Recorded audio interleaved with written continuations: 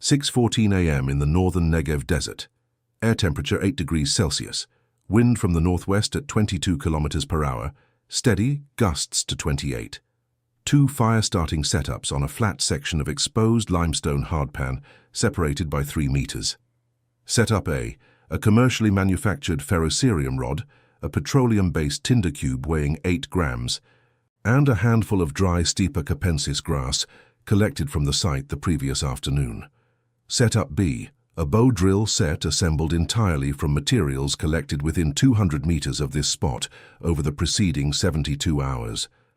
A hearthboard of Juniperus phoenicea dried to 8% moisture content, cut to a rectangle 18 centimeters long, 4 centimeters wide, 2 centimeters thick, with a 45-degree notch cut at the spindle socket. The notch geometry that determines the efficiency of coal formation, with a width 1/8 of the socket diameter and a depth 3/4 of the socket depth, maximizing hot coal particle accumulation in the catch while minimizing heat loss to the surrounding wood. A spindle of dried Tamarix aphylla, 30 centimeters long, 2 centimeters in diameter. A bow made from a curved Calotropis procera branch strung with twisted goat leather. A limestone hand socket greased with animal fat, and a tinder bundle of shredded dried Artemisia herba alba wrapped in dried grass in a specific geometry. This is trial 47 of a controlled comparison that has been running for 11 months across 4 weather conditions. The combustion engineer conducting the experiment starts setup A. The ferrocerium rod produces sparks at approximately 3,000 degrees Celsius on the first strike. The petroleum cube ignites in 3 seconds. She cups the burning cube inside the grass bundle and shields it from the wind with her hands. The grass on the windward side burns through in 14 seconds. The petroleum cube, now exposed to unobstructed wind, is consumed in 22 seconds.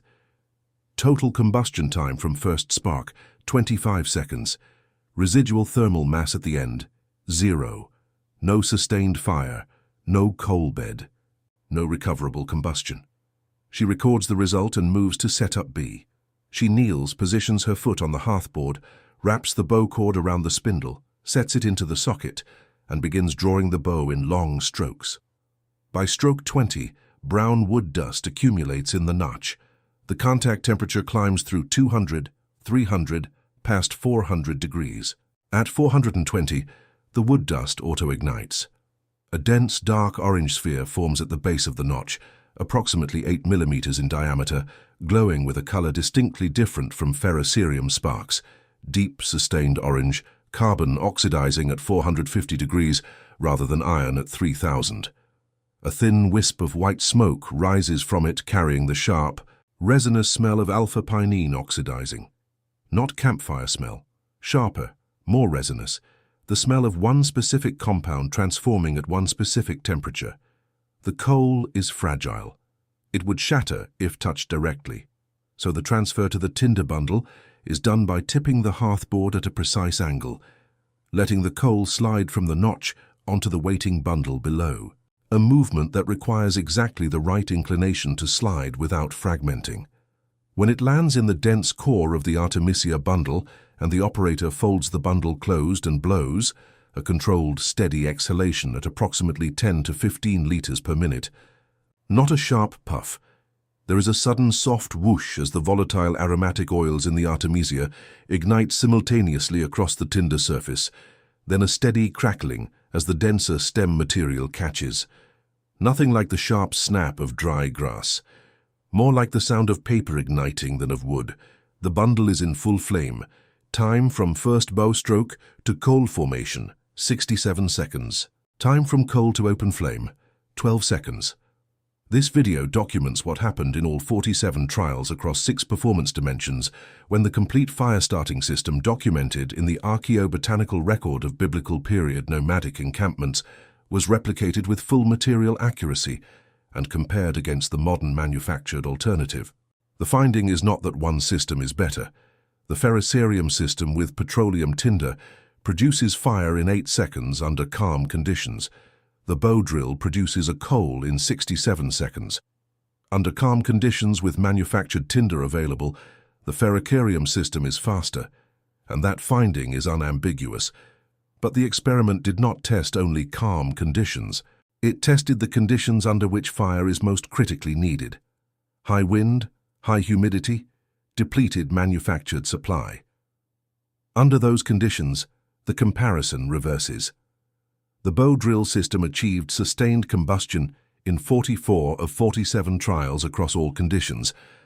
The ferroxerium system with petroleum tinder achieved 38 of 47, but the petroleum supply was exhausted after trial 31, and without it, the success rate dropped to 43% in wind. The system that fails first under adverse conditions is the one most people carry as their only fire-starting option. The juniper board does not fail under adverse conditions. It takes 67 seconds. And the coal from this morning was still warm when they sealed the vial. The evidence base for this replication begins where three categories of documentation converge. The first is archaeobotanical. Charcoal analysis from excavated fire pits at biblical period nomadic encampment sites dated from approximately 2000 to 600 BCE identifies a consistent set of fuel species.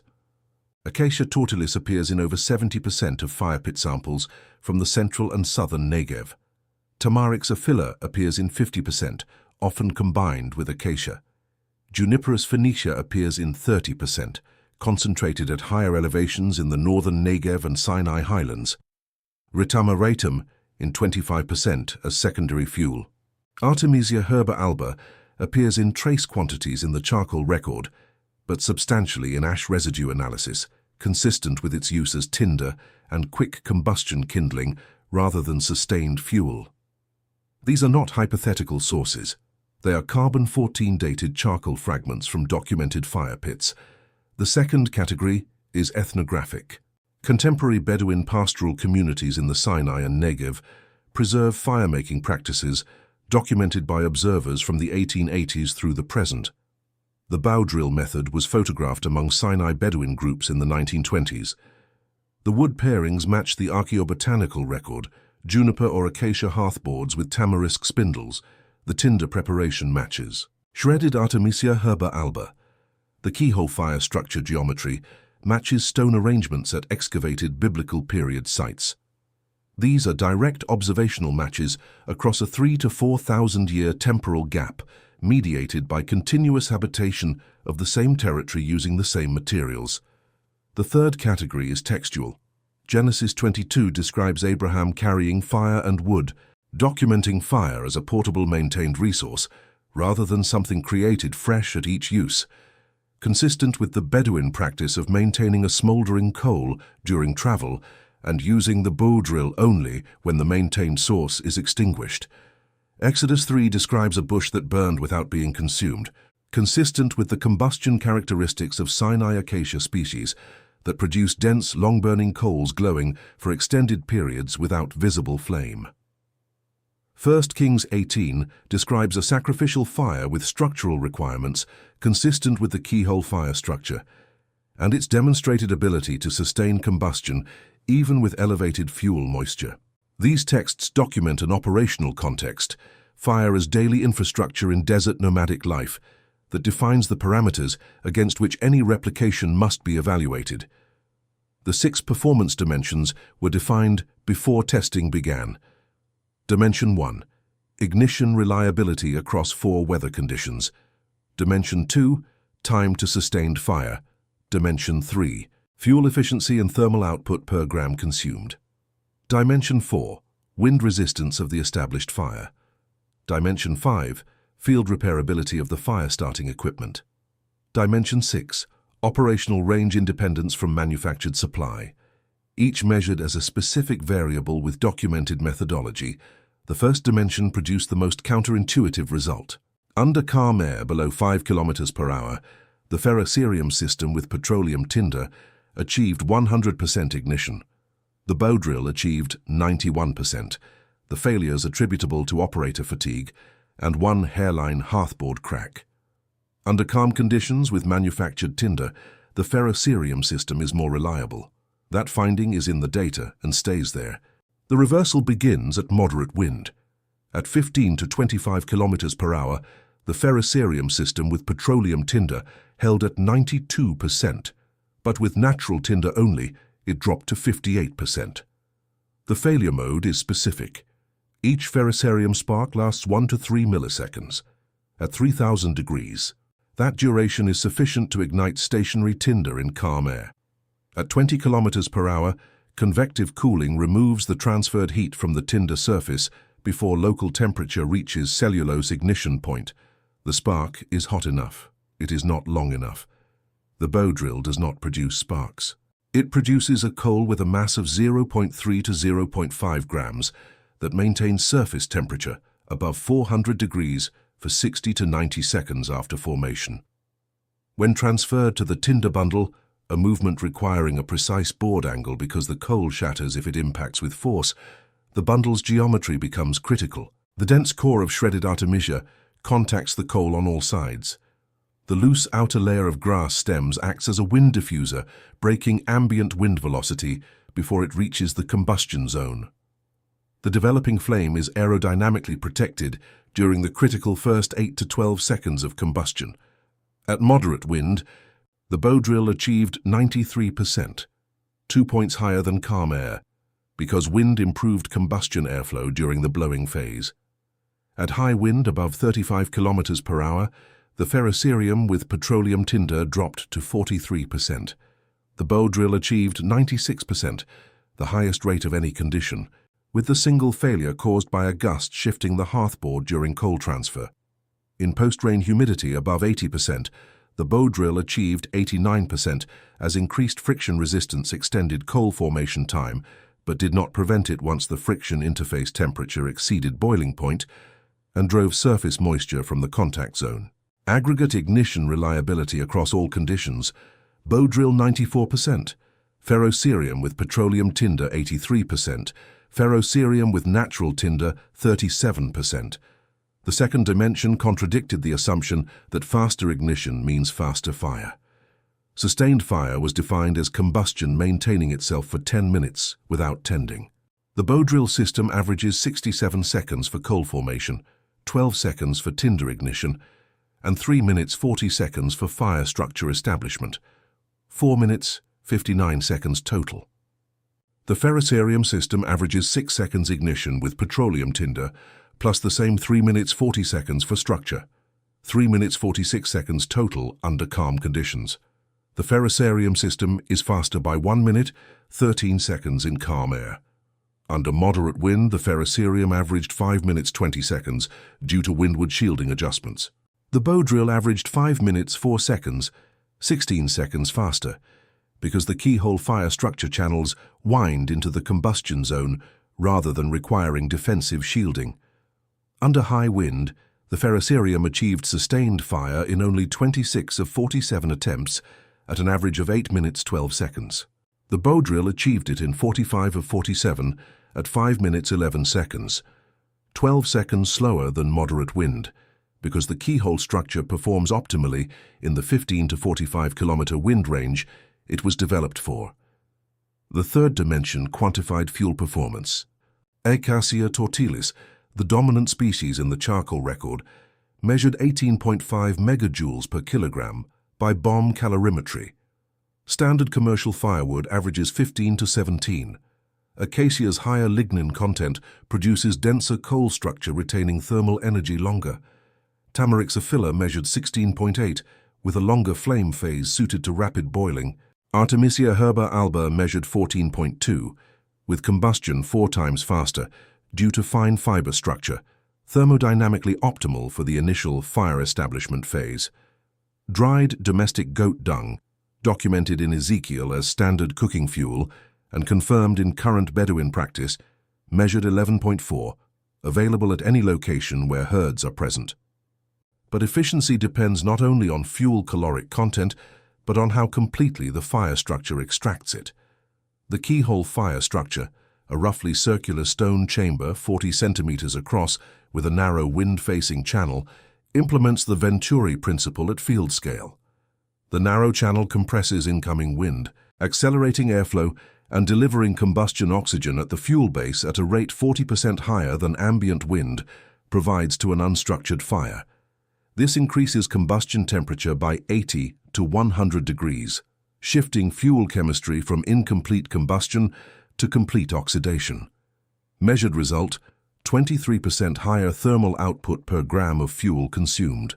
In a fuel-limited desert environment, 23% higher efficiency means the difference between a fire lasting through the night on one foraging trip and requiring a second trip in darkness. It is the thermochemical explanation for how multi-generational nomadic habitation was sustained in an environment where fuel supply appears barely adequate to a modern observer, building an unstructured campfire. 3 dimensions documented: ignition reliability, bow drill more reliable under adverse conditions, time to sustained fire, bow drill faster under wind, slower under calm, fuel efficiency. Keyhole structure extracts 23% more thermal energy per gram. These collectively describe a system that is more robust when fire transitions from convenient to critical. High wind, depleted supply, remote location. The keyhole fire structure beside this test site, built 90 minutes ago, is still burning at 22 km/h wind, with no fuel addition and no management. The unstructured control fire extinguished at minute 14. The complete replication guide is in the pinned comment below. Bow drill specifications with North American species substitutions: Eastern red cedar replacing Phoenician juniper, willow replacing tamarisk, basswood as an alternative hearthboard, Artemisia tinder construction with mugwort and sagebrush, substitutions for Eastern and Western United States, keyhole structure dimensions with proportional adjustments, and the complete 6-dimension comparison table. Every number in this video is in that document. We are not halfway through the data. The 4th dimension tested wind resistance of the established fire across a range from 10 to 50 km/h in 5-kilometer increments, using equivalent 2-kilogram acacia tortilis fuel loads in the keyhole structure and a standard campfire ring. At 15 km/h, the ring structure showed asymmetric combustion, the windward face burning faster, requiring fuel repositioning. The keyhole showed no asymmetry because the venturi channel controlled airflow entry at the base. At 25, the ring required management every 4 minutes. The keyhole required none. At 31 km/h, the ring experienced its first extinction. A gust lifted the top fuel layer, scattered it beyond the perimeter, and exposed coals cooled below combustion temperature in 20 seconds. The keyhole at 31 showed increased flame height and combustion intensification as increased wind converted to increased airflow. At 40 km/h, the ring could not be maintained. At 47, the highest sustained wind recorded during the experiment, the keyhole maintained continuous combustion with the flame nearly horizontal leeward, and thermocouple readings showed combustion temperature had actually increased to 900 degrees Celsius, 120 above its calm air temperature, because the venturi was delivering oxygen closer to the stoichiometric optimum. The keyhole was burning more efficiently at 47 km/h than at 10. Boundary layer separation from the 3-sided enclosure reduces effective wind speed at the firebase to 30% of ambient. Combined with the venturi intake, wind becomes a resource rather than a threat. The documented Bedouin fuel arrangement reinforces this. Larger fuel pieces parallel to wind direction, shedding airflow laterally rather than catching it. Densest fuel concentration at the downwind end, where stone walls provide maximum protection and reflected thermal radiation is highest. The result is a self-managing fire. The extinction speed gap, 31 for the ring versus beyond 47 for the keyhole, covers approximately 40% of daily wind conditions in the cool season Negev. A system that functions during 40% more of the daily conditions is the difference between working when needed and working when conditions are already comfortable. The 5th dimension addressed equipment failure. Every system fails. The relevant question is whether it recovers. The ferrocerium system has 4 components. The rod depletes after 8 to 12,000 strikes. No field replacement exists for the pyrophoric iron cerium alloy. The striker can be substituted with carbon steel, but not fabricated from field materials. The petroleum tinder depletes with each use. After 12 cubes, the system's wind condition reliability drops from 83 to 37%. Total field repairability from materials within the operational territory, 0%. Every failure mode terminates function until manufactured replacement arrives. The bow drill system has 5 components. The hearthboard splits. Replace with any dry juniper or acacia branch of sufficient diameter. Recut the socket and notch with a stone flake. Functional in 15 minutes. The spindle snaps. Replace with any straight dry branch of matching diameter. Functional in 3 minutes. The bow cord breaks and replace with any leather strip, twisted plant fiber or sinew. Functional in 5 minutes. The socket cracks. Replace with any dense flat material with a depression. Functional immediately. Total field repairability, 100%. Every failure addressable within 15 minutes from materials within 200 meters, 0% versus 100%. The comparison requires no additional commentary. The 6th dimension extended repairability to geography. The ferrocerium system's range is unlimited in space. The operator carries it anywhere, but terminally finite in time. A standard load of 1 rod and 12 tinder cubes supports approximately 12 reliable fire starts under adverse conditions. For a group making fire daily, that is 12 days before the system transitions from functional to non-functional, because the manufacturing supply chain is 12 days behind and receding. The bow drill system's range is bounded geographically, but unlimited temporally. Within the documented operational territory, Juniperus phoenicea grows at elevations above 800 meters throughout the Sinai Highlands and northern Negev.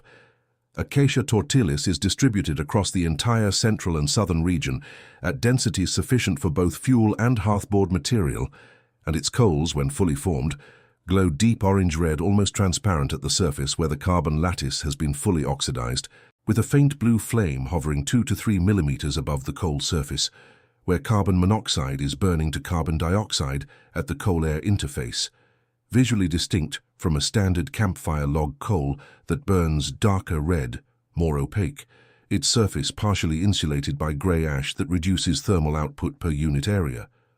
Tamarix aphylla follows every wadi. Artemisia herba alba is the dominant shrub across the northern Negev highlands, at densities providing unlimited tinder material. In botanical surveys of the experimental area, no point was more than 160 meters from a viable hearth-board species, and no point more than 80 meters from viable tinder. Fire-starting capability exists at every point the group might occupy because the materials are a subset of the ambient vegetation defining the territory.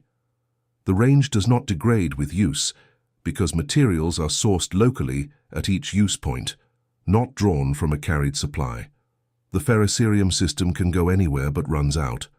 The bow drill system cannot go everywhere, but where it goes, it never runs out. The communities documented in the archaeobotanical and textual record operated within the geographic bounds of the bow drill system's material availability. The territory was not limited by the fire system. The fire system was adapted to the territory, and within that territory it never failed to be available. The experiment measured 6 dimensions. The bow drill system outperformed on 4. Ignition reliability under adverse conditions, 94% versus 37% with natural tinder. Wind resistance, sustained combustion beyond 47 kilometers per hour versus extinction at 31. Field repairability, 100% versus 0. Operational range, continuous within the territory versus 12, use is then terminal. The ferrocerium system outperformed on 2. Time to sustained fire under calm conditions, 3 minutes 46 versus 4 minutes 59. Ignition reliability under calm air with manufactured tinder, 100% versus 91. The finding is not a scorecard. It is in which dimensions each system leads.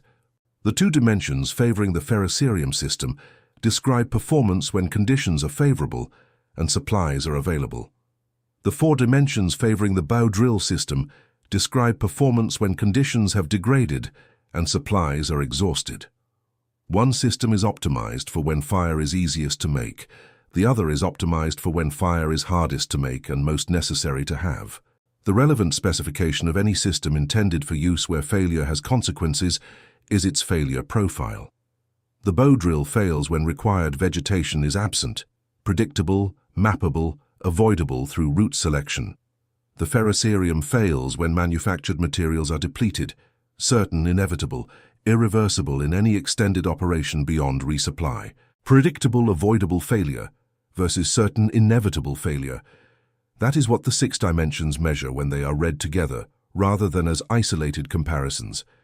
The ancient system is not a relic. The modern system is not a solution. They are 2 engineering responses to the same operational requirement: sustained fire in variable conditions, with different optimization targets and different failure architectures. And the failure architecture that collapses under adverse conditions is the one that was designed without those conditions as its primary constraint. The juniper hearthboard from this morning is in a specimen bag in the field vehicle. The notch is still 45 degrees. The socket shows the dark burnished ring where the tamarisk spindle made contact at 420 degrees for 67 seconds. The coal is in a sealed vial beside it, 0.4 grams. It was still radiating heat through the glass 90 minutes after formation. It was made from wood, growing within 200 meters. The hearthboard can be made again from the same species, using the same geometry, producing the same coal at the same temperature in the same 67 seconds tomorrow morning, and every morning after that, for as long as juniper grows in the Negev. The Artemisia that formed the tinder bundle is growing on the same hillside at the same density it has maintained for 4,000 years of the pollen record. The keyhole structure is still standing, limestone slabs still warm, ash bed containing carbonized acacia that delivered 23% more energy to the cooking surface than the control fire delivered from identical fuel. Nothing in this system has been consumed that cannot be locally replaced. Nothing requires a supply chain. Nothing fails in a way that cannot be repaired from materials within 15 minutes of walking. And the coal from this morning weighed 0.4 grams and took 67 seconds to make.